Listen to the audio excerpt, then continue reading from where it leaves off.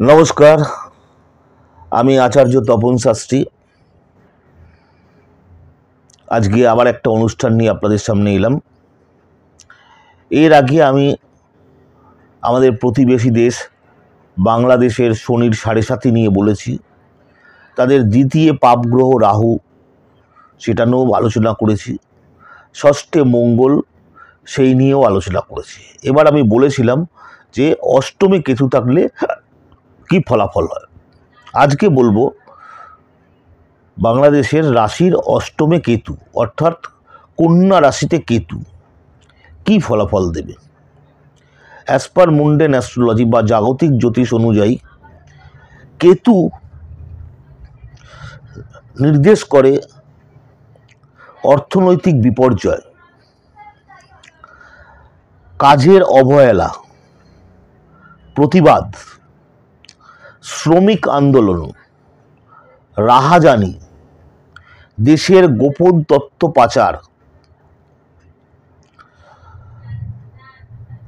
রাজার বা রাষ্ট্রনায়কের গোপন হত্যা, এগুলো নির্দেশ করে কেতু। যেহেতু কেতু অষ্টমে বসে, আমি বলেছি পাপ গ্রহ শুভ ফল দেয়, অর্থাৎ রবি, শনি, মঙ্গল, রাহু, কেতু বছরে 3, 6, 10, 11, অর্থাৎ অষ্টমে অশুভ ফল দেয়। অর্থাৎ আমি যেগুলো বললাম এগুলোর সব কিছুর অশুভ ফল পাবে প্রতিবেশী দেশ। অর্থনৈতিক বিপর্যয় নেমে আসবে, মানুষের মধ্যে কাজে সিরিয়াসনেস থাকবে না, কাজে অবহেলা,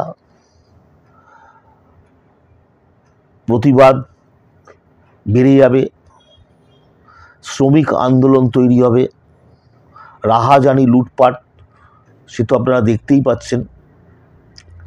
দেশের গোপন তথ্য অন্য দেশে পাচার হয়ে যাবে,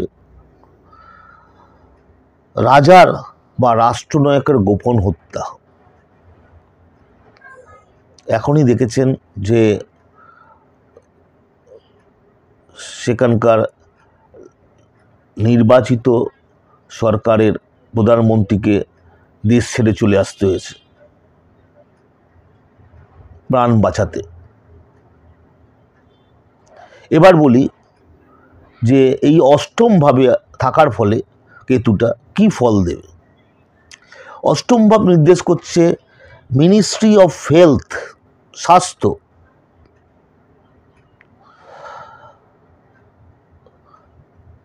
অষ্টম ভাব নির্দেশ করছে প্রেসিডেন্ট অথবা রাজার মৃত্যু, উচ্চপদস্থ মন্ত্রিসভার কোনো সদস্যের মৃত্যু, যুদ্ধের জন্য জনগণের বিপদ, জাতীয় আকস্মিক দুর্ঘটনা, আন্দোলন, খণ্ড প্রলয়, জাতীয় খামার, এ দেশের সাথে অন্য দেশের সম্পর্ক, জীবন বীমা এবং জাতীয় গবেষণাগার। জাতীয় গবেষণাগারের ক্ষতি হবে, দেশের সাথে অন্য দেশের সম্পর্ক তো আপনারা বুঝতেই পারছেন, ওই দেশের সাথে প্রতিবেশী দেশগুলোর সম্পর্ক কি অবস্থা দাঁড়িয়েছে।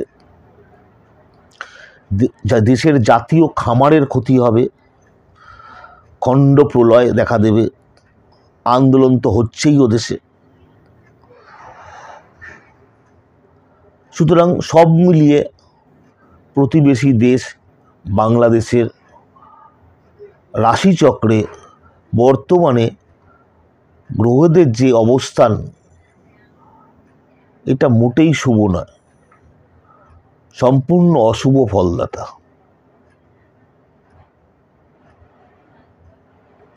আজ এই অবধি, নমস্কার। পরবর্তী আরও কোনো ভালো অনুষ্ঠান নিয়ে আপনাদের সামনে হাজির হব।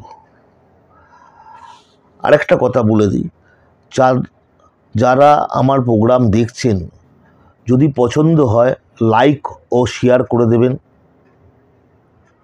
এবং এরকম আরও অনুষ্ঠান পেতে চ্যানেলটিকে সাবস্ক্রাইব করে দেবেন। ধন্যবাদ।